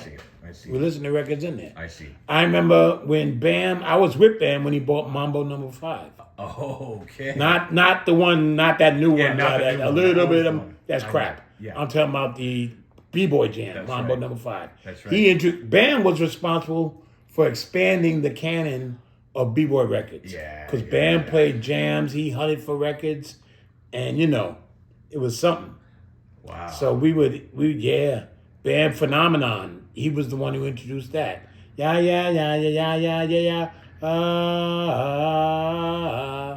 And he introduced Mambo No. 5. I remember I was with him when he found that. Wow. Yep, Mambo. And he introduced it, the Funk in Heaven in '77, where the fly that's in the Smithsonian. Yeah. He introduced Mambo No. 5 at that point. I see. Yep, that and Express Yourself. Yeah. Express yourself to me. Because that was originally New York City Choir. Wow. The New York Community Choir. New York Community Choir. That's right. Express Yourself, yeah. Wow. Yeah. Wow. So, so why don't you talk some more about, you've mentioned a number of DJs already. Are there other DJs that, you want to mention from these years that you think are... Oh, Breakout, who doesn't get Of course. enough mention. Of course. I mentioned Mario. Of course. Tex. Tex, they try to say Chaz, Charlie Chase, the first Puerto Rican. Yeah. Tex Holly was before him. Yeah. Okay? Yeah. Tex was Supreme President of Young Spades. Yep. Tex. Theodore, who Theodore, introduced of course. scratching. I remember the day when I first heard it. He playing, I was guest emceeing for the Chaos Crew. Yeah. Which was another group that was up here, that was Okay. uptown. Sure. They were Jamaican. But they played hip hop music and Jamaican music. Sure. Not Jamaican music. They played hip hop music and American music. And I see. But they were Jamaican. Their head was, who had their sound system, was Bernard, who was Jamaican. okay. He was a Rasta. I see. And I used to guest MC for them. Their house MC was Geronimo. Okay. He was a Geronimo. I go by the name of Geronimo. So Little Rock, where can you be? He would make up some. Geronimo was nice. Yeah. And I used to guest MC for them, the Chaos Crew, Uh-huh. because I had a reputation. Yeah. I was like, everybody knew me. He's Cholly Rock from the Zulu Kings.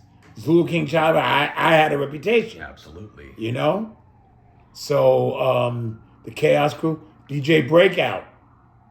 I remember Breakout's first party was in Murphy Houses. in Murphy Center. Yep, his first party.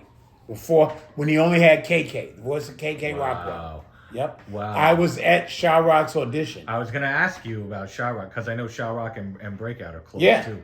That was his first. She's the first female MC. Yep. Lyrical MC. Yep. Because before that, we had Queen Kenya, which was Pepsi. Sure. But Pepsi wasn't an MC like rapping. Her thing was like crowd mode, like Rock 'em Bam, but that was one of Bam's early MCs. Yeah. And I became one of Bam's early MCs. I'm one of the early MCs from Soul Sonic Force. Do you remember the first jam that you MC'd? Yeah, because it wasn't with Bam. Okay, yeah. It's the first crew I was with, Superior Force Disco. Oh, okay. My man Glenn Ferguson. Okay, and where was that at? Oh, I was MCing parties in Bronx Science. I see. Yeah. I see. Yeah. I see. Wow. Yeah, with Glenn. Wow. Yeah. Glenn Ferguson. Wow. I'll tell you who Glenn Ferguson is. Yeah. You ever see the original movie of Shaft? Yeah. And you see there's a little boy that Shaft gives money to? Is that him? That's Glenn Ferguson. Wow. That's my boy Glenn Ferguson. We grew up together. Wow. PS41. Wow. Yep. Wow. So how was that received at Bronx High School of Science? They hired us. They wanted us. Yeah. Wow. And what are some other places that you would MC? Boston Secor. Of course. I MC'd the party in Evander. Oh, okay. Me and Glenn versus Bambaataa. I see. We were tight with Bambaataa. Yeah. We did a jam in Evander Childs High School. Yeah. Okay. Wow. Yeah. Wow. And when you would MC, would you also hit the dance floor, or you were kind of? Yeah, I would come out and dance. Okay. Yeah. Okay. I see. And then I stopped b-boying, because we were getting too old for it. That's right. And I became MC, and eventually I started MCing for Bambaataa. I see. Before we became and I became a member of Soul Sonic Force. I see.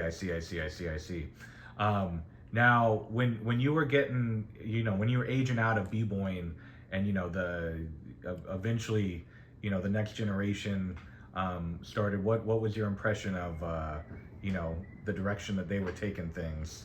Oh well, that was rock steady when I started seeing them. Yeah. And this was in the early 80s. Yep. That's when I started seeing them. Yeah. And they were like I said, the innovation that they brought to it that changed the game was cardboard. Yeah. Okay? Like I heard Guru's thing, they didn't start doing cardboard till later on. Yeah. Because when we were doing our thing, we were on the concrete. God, I know. Many picking hand, going through many pairs of Pro Kids in the summer because we would wear out the side of them, especially where I spun. Absolutely. I wear out the side of the sneaker. They were canvas. Man, yeah. Absolutely. That was the major innovation because it allowed them to do the back spins and the head spins. That's right. So they did a lot of innovations and it changed the game. Yeah. Yeah. That's right. Now, you mentioned, Puerto Rican DJs, and obviously there's many Puerto Ricans in well, you didn't see the Puerto Ricans DJ, and Charlie Chase was him. He got a lot of flack for hanging out with Kaz and them. Yep. He got a lot of beat behind that from Puerto Ricans, not from black people. Yeah, sure. From Puerto Ricans. Sure. But the main place where Puerto Ricans was the dance, b-boying. Sure. That was where their presence was heavy later on. Sure. Were there any kind of like Puerto Ricans you remember in like the burning phase or the early b-boy phase? Okay, sure. No. Sure. They come later. Like I said, they have all these crews, but I didn't see them. Yeah. I didn't, and I was a dude that traveled. Yeah, sure. So if they were really making that kind of noise, I would have seen them. Sure. So I didn't know anything about them. Sure. And when I first saw them doing the rock dance, what they call it, rock dance, yeah. I thought they were making fun of us. Oh, okay. That's what I thought. Yeah. Because they weren't spinning the way we were spinning. They were Yeah. going up and down, Sure. And they'd be in a line. Sure. They weren't doing what we were doing. Sure, that's right. Sure. So, after you're already out of b-boying and you're more in the MCing kind of world, how long did you stick with MCing? I brought MCing up to the mid-Hudson area. Wow. And you ask anybody about that, because I went to college. Yeah, sure. And I started MCing in college. Okay. And my partner was this Michael Clark, DJ Spider-Man. He stayed in the industry.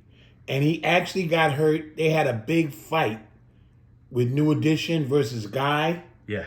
I don't know if you ever heard about that. No, I haven't. No, tell me. It was a big thing they had backstage where somebody got killed. Oh, okay. And people okay, got injured, and Michael he injured his back. Oof. in that thing. But my boy, that was my DJ partner in New Paltz College. I see. Then I started DJing, MCing rather, Yeah. with DJ Honeybee. Okay.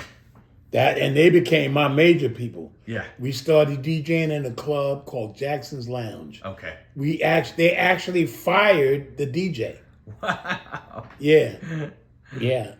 I forgot. HLT was his name. He was a grown man. HLT. I see. And they actually fired him because we got the bigger crowd for college night. Wow. And I started MCing for them. And they was like, yo, and I'm telling you, I brought MCing up to the mid-Hudson area. Wow. In Jackson's Lounge. Wow. Yeah. And this, I guess, is what, like the early 80s that it's... 78, 79. No, 79, because I went to college in 79. Okay. January 79. Okay, yeah. I see. Wow. Yeah. Wow, I bet they had no idea what to do. Yeah, they was like, yo, we turned it out where Jack Nelson, his crowds would be like, ho, and we'd be the last club open. Wow. Because it was in Poughkeepsie, New York. Yeah. And I went to New Paltz. So New Paltz right across the bridge. And I was, the MC on the campus. And I did shows eventually. Like my namesake, Cholly Rock, Charles Jones. We did shows at the place, the Camelot Inn in Poughkeepsie. I see. And we did shows with Harlem World Crew. Sure. We did a show with some other crew. I forgot the name of them. But we did a show with the Harlem World Crew. And I was rocking them. I have a picture of me with me, Charlie, and Jimmy Kidd. Yeah. Right? We did a show there. And the Camelot Inn was where we did our joints. Wow. There. Yeah. Wow. Yeah. So I was gonna ask you, I did a show up in the Falcon's Nest in Albany, New York. Okay. The Falcon's Nest was owned by Tiki Burden. Oh, okay. Did you know Tiki Burden? Tiki Burden, no. Played for New York Knicks. Oh, okay, yeah. Sure. Wow. Well, I was gonna ask you, what it was like being in the Bronx, being immersed in this kind of new thing coming out, and then suddenly going all the way upstate, what that was like for you. But I guess you brought it with you. Yeah, I brought it with me. Yeah. This was before Rapper's Delight came out. That's right. I remember when I came back to school in September, was Nelson who owned the Jet. He said, "You got to hear this, Charlie," and it was Rapper's Delight. Wow. And the rest is history from there. Yeah. I made a record in 1981. Sure. Cash Money by Cholly Rock and the Avenue B Boogie Band. Yep. You've seen it. I have. Yes. That is me. Talk about that recording process, everything that went into it. What happened was I was in the T Connection. Okay, yeah. And Bam comes up to me. Yeah. Bam comes in. He said, "Charlie, this dude needs an MC, but he wants somebody who's in your style of MC." Because I was the radio. Yeah, baby doll. He said, That's right. He wanted my voice, right? And so he introduced me to the dude. He hooked me up with the guy Billy Mercy. And Billy Mercy and a woman by the name who was very famous by the name of Rose McCoy. Okay, yes. They were the ones who wrote Cash Money. And they wanted me to be the voice of doing it, so I did it. I can't pay the rent, I can't pay the phone. My credit's bad and I can't pay the loan. I need me something, cash money. Somebody. Well, I'm on my knees and I'm feeling squeezed. Somebody come, won't you help me please? When the funds are low and the debts are high, talking M-O-N-E-Y. So that's Cash Money. That's Cash Money. Yeah, but they wrote it, so I was the voice of it. You're the voice of it. That's Cash right. Money, Cholly Rock, and the Avenue Boogie Band. That's right. Wow. So, what were you studying at New Paltz and Sociology and Political Science. Okay. And talk about what you did after New Paltz. Well, I left New Paltz because I Yeah. didn't graduate from there because I was so Okay. busy doing my You- party that's thing. right. I was neglecting any kinds of studies. Sure. And then I started into selling drugs and hustling, and that immersed a lot of my life. And my boss, the people that I was involved with, we dropped off some money with him. I left to see this girl. When I came back, they were wheeling his body out. He got shot in his head 4 times. Damn. Yeah. Hold on one second. It was a hitman playing Pac-Man with him, and he shot him in his face 4 times. Wow. And so that's that and somebody else that got killed. And it was time to go. So I went to the service. I see. Yep. Wow. And how long were you in the service? 3 years. 3 years. Okay. Yeah. So, When I came out of the service, that's when I got caught up in the crack thing. Yeah. And that didn't last long, 4.5 years. Wasn't a long time. No, a long time. Beat me to my knees. January 23rd, 1991, I surrendered, and I've been clean ever since. And that's Wow. 34. I just celebrated my 34th anniversary the other night. That's great. Wow. So when did you go down the pathway of becoming an educator and all of that? Probably the bug for being an educator Yeah. came in my head while I was in the service. Okay. I was a medic in the Army. Okay. Sure. I'm decorated. Yes. EFMB and Army Achievement Medals and all that. Wow. But I was terror. I was crazy. But anyway, drugs and alcohol. Sure, How it sure. does that. But the point of the matter with it is that one day the instructor didn't show up, and I said, I can do this. Yeah. And so I did it. I instructed it, and the PA, our physician assistant, he said, you're really good at this. You should think about being an instructor. Yeah. And I just laughed. I said, yeah, whatever. But the bug was planted there. Yeah. I see. When I was a gifted kid. I could write and everything like that. Yeah. I told you about the youth identity program. Yes. I was 17 years old. I helped write their proposal. Wow. And it got funded. It got funded. Okay. Riley can tell you that. Yeah. Wow. He can verify that. He can attest to that. Wow. So I always had an ability, right? When I got clean, I told you it was 1991. Yeah. 1992, a friend of mine, one of the Spades, Yeah.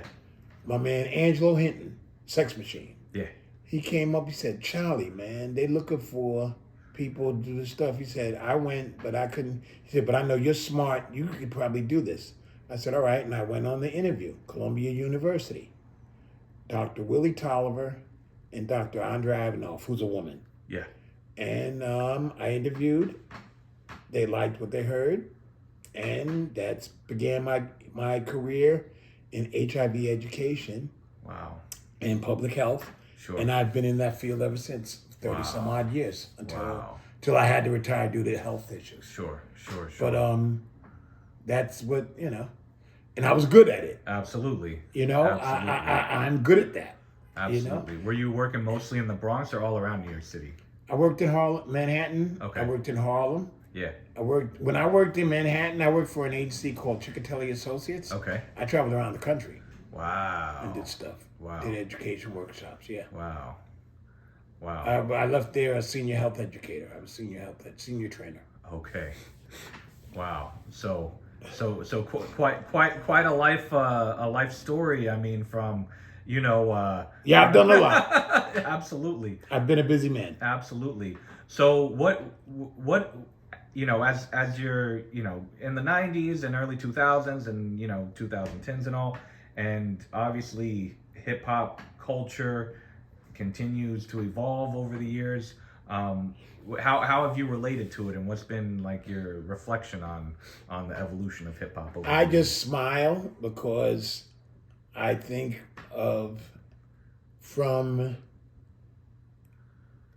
gyms in the Bronx to being a worldwide. Hip hop is the predominant global culture of youth. Yep. That's in the world. Okay? when I think of the Zulu Kings, the Zulu Nation, prior to the whole thing with Bambaataa, I'm sure you know about that. Absolutely, yeah. But that notwithstanding, Sure.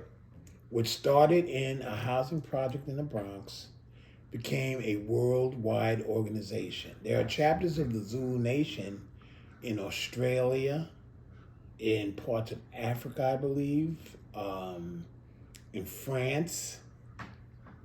It's all over. It's Worldwide. Worldwide. Yep. Japan. Well, I remember, I'll tell you a story. It's a funny story. I was working with Chikatile Associates, and there was an exchange student in one of my organizations. And we used to play icebreakers, right? Okay, yeah. And one of the icebreakers we used to always play is two truths and a lie. Okay, sure. And so here are my 2 truths and a lie. Okay? I'll play with you. Okay, yeah. All right? One of them is obvious. I'm one of the first generation of b-boy dancers. I once drove across country to visit my dying mother. I once rescued Madonna, the singer Madonna, by pretending to be her boyfriend. Which do you think is the lie? I'm going to say the middle one. Yeah, because I don't drive. And so I told this, they were like, oh, wow. You know, people usually like, Madonna, that's it. I'll tell you that story later on. But Madonna thing, they usually think that's the lie. Yeah. That's the truth. That's the truth. That actually happened in the Roxy. I see. Yep, in the Roxy. I see. True story. Wow. And, you know, the exchange student, the Japanese, she spoke a little English, not much. But she was like, she said, oh, you with hip hop? I said, yeah, I'm well known. I'm one of the help creators. And she said, oh, I like hip hop. He said, what's your name? He said, and I told her, Cholly Rock. She started screaming. You're telling, I can't put a family with more cash money. This is a true story I'm telling you. That's amazing. Yep. Yeah. And the woman who was with me, Tani Kobe co-trained. Yep. She was a younger, Weisenheimer. You know, she had a hard time accepting that I was as bright as I was. Because I was, street oriented. Yeah, sure. Not that I acted like that, but Sure. She was mad because I went to Bronx School of Science like she did, and she just had a way with her. In any event, she was like, "Why is she screaming?" She said, and the Japanese, she said, "You don't know him," and she's like rolling her eyes because she just couldn't accept the fact. Yeah, but. Oh, we started this long before you're a kid compared to what I was doing back in the day. That's right. You're a kid. You did this. This had something way before you. Absolutely. Way before you knew anything about it. You think you know stuff. I have a girlfriend of mine, an ex-girlfriend. She was mad one day. She said, "Oh, you people always think it started in the Bronx." Well, it did. Yeah. I said, what do you mean? Because she's still in 1980. I said, come on. Long before 1982. We were pleased. We were through with it before you knew what to do with it. That's right. You know what I'm saying? So I smile at that, like a lot of these new people. The thing that annoys me is those factions who want to fight. Yeah. You have people, and I won't say the boy's name, I don't like him. And I'll see him in person. People who lie, they out and out lie, and people believe them. Yeah. And then you have a faction who wants to say they want to exclude Puerto Ricans. Then you have Puerto Ricans who want to exclude black people. I'm like, none of you were even there. None of you were there. And you're not even listening to me or other people. It's not just me. Other people who were there. You should ask us. We were there. Not only we were there, like my man Mr. Biggs likes to say, we were there. Yeah. We were part of its creation. That's right. We were integral to its creation. That's right. We could tell you what happened. That's right. Based on what we did and saw, not what someone told us. That's right. This is what happened. It's just like when they go impeach him. Not the heck no. You let's be there and not know nobody. Yeah. something bad could happen to you. That's right. You understand? That's the way it was. That's right. You know, from Cool Herc parties and flash parties on through. All of it. Bambaataa parties, all of us. That's right. You know? Bam used to have to beg us to stop burning people so people would come to his parties. That's a true story. You know? To stop doing things, you know, the Gestapo, you know, all that course. crap we had. Stop it because nobody wants to come. They're scared to come. That's right. They were scared to come to Bronx River. Yes. Yes. Scared. But you never were because you had. Well, I didn't have to friends be. and all I'm that. part of the That's right. crew. That's right. I'm part of the crew. I didn't have to be. I could go anywhere. That's right. I used to go to 18 Park. Okay. 18 Park, if you ever heard about Yes, I 18 have. Park. Yeah. Pitch black. Only lights would be from the DJ. Wow. People got murdered during the thing. Yes. I remember Sandy, this kid got murdered one time, right during the party.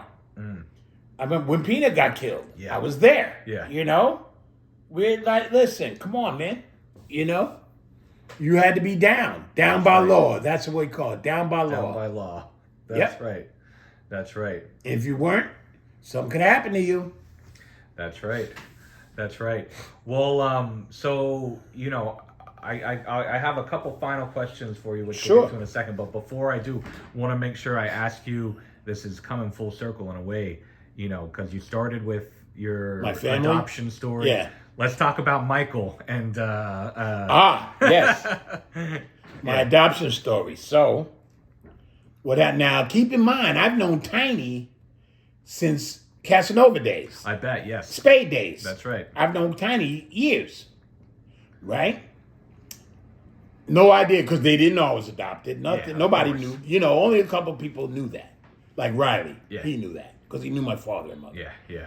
Remember now, I go and send in for the birth certificate. COVID slows everything down. Yes. Because it shut everything down. Finally, one day, I come home and I go in the mail, and there is this letter from Department of Health. Yeah. Records. I said, this has got to be it. And sure enough, it was my original birth certificate. And there, plain as day, is my mother's name, Betty Ann Mood. I said, oh, wow. So I got to find out what, you know. So I go in the yellow pages. Now I think of the yellow page. I should have thought about it back then. Yeah. But I go in the yellow pages and I go into Facebook. It says Michael Mood, right? And then it says, what it says, Marion Frampton, Tiny, as a mutual friend. I said, oh shit, you know, Tiny. So I called Tiny. And I say, Tiny, do you know such and such? He said, Michael, boy, that's my man. We grew up together. That's like family. And I said, yo, and I have to tell him the story about me being adopted. I said, yo, I think he said, yeah, he had a sister. His sister died, which is my mother. I said, that's my mother.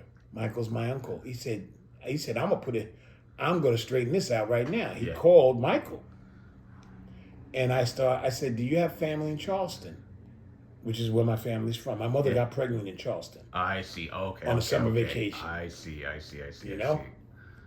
Do you have family in Charleston? He says, yeah, we got a lot of family in Charleston. And I said, do you have a sister named Betty Ann Mood? He said, yeah, she died. That's such, you know. I said, did she have a son? She have a baby as a teenager? He said, yeah. She had a baby. In fact, my father made her give him up for adoption. And I started to cry. My voice cracked. I said, I'm her son. Wow. And he said, what? I said, I'm her son. Now, Tiny's on his phone. He's crying. I bet. You know, because everybody's like, she's like, and Michael's like, he said, you're my uncle. He said, you're my nephew? I said, yes, I'm her son. I'm the son she gave up for adoption. And he said, listen, I said, I'm going to call you back. I'll call you back. He didn't call me till the next morning. Yeah. I'm in my office. He called me. We stayed on the phone almost 2 hours. Wow. He's telling me, he said, yo, you don't know. I called everybody in the family, told them, I found Betty's son. He said, you know, and I said, yeah, I'm her. I have the birth certificate. And he said, and I asked him, I said, tell me, did my mother ever talk about me? He said, are you kidding? He said, and they said this the other night too, because they were all on my anniversary. Yeah. He said, every time your mother would start drinking, she would go, hold on just a minute, and she'd start to cry, and we knew she was going to talk about you. He said she would talk about you all the time, like all she wanted to do was know was I okay, where I was I okay? She didn't know, she said, they just took him away from me, and she was heartbroken. She passed away before I could meet her. Yeah. Wow. Wow. Yeah. So that's my story. And Michael, and that week, they was having an event at Gun Hill. Yeah. And I said, I'm coming to meet you. And sure enough, that's the first time we met. Wow. Yeah. Wow. And it was funny because Tiny's telling me, he said, your uncle was a Black Spade too. I know. I'm like, what? Yo, we're so close this whole time. He knew all of my Spade brothers. In fact, Chubby, called Chubby by his government name. I put him on the phone with Chubby. He said, I said, I know everybody. He said, Robert, he said, yeah, come on, I know everybody. I said, that's all my crew. Wow. Yeah, it was crazy. Wow, that is. Yeah. I know. Yeah. I know, and he's been here before too. Yeah, I saw the video. I said, oh, Uncle Michael, you're here. Wow. I said, wait till I tell you that. Yeah. That's crazy. Yeah. Well, so I got two final questions for you before I ask them. Is there anything that you haven't shared about your life? I know there's a lot of different parts we haven't really touched on, but parts that you really want to share right now. Well, no, I mean, listen, I hope my cousins and my adopted family see this, because my sister, we're estranged. I'm sure she told y'all some crap about I don't want nothing to do with the family. That's a lie. I don't have anything to do with her. And there's a reason for it. If you call me, I'll tell it to you. Okay? Because she likes people to think she's this, perfect, I have no problem with the family at all. Okay? And I look and see myself as having two families. And I've been blessed to do so. Absolutely. That's the one thing I want to say. Absolutely. All right. So getting on to the two final questions for you. First, was wondering if you could talk some about, the current state of b-boying, where it is now, where you'd like it to go, or, where you'd like to see it go in the future. I'm amazed at it. Yeah. It was in the Olympics. I know. It's, something that started, with us is now in the Olympics. They have all these competitions, Red Bull and everything.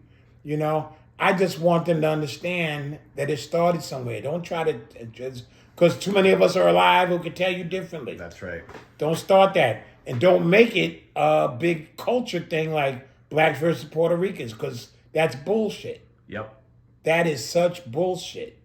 We had Puerto Ricans with us. There weren't as many back then as there are today. They were the ones who kept the dance alive. But don't say it like, you started everything. That's bullshit. Yeah. Yeah. It was blacks, and we had Puerto Ricans with us. There weren't many as there later came to be, but they were there. Okay? We had them with us. Yeah. Okay? So that's a fact. And there were a lot of Puerto Ricans who hung out with black people. Absolutely. Tex, Puerto Rican. Tex DJ Hollywood, David Santiago. Absolutely. Africa Islam's original partner, may he rest in peace. Ed LaRock. Uh-huh. Edwin Soto, Puerto Rican.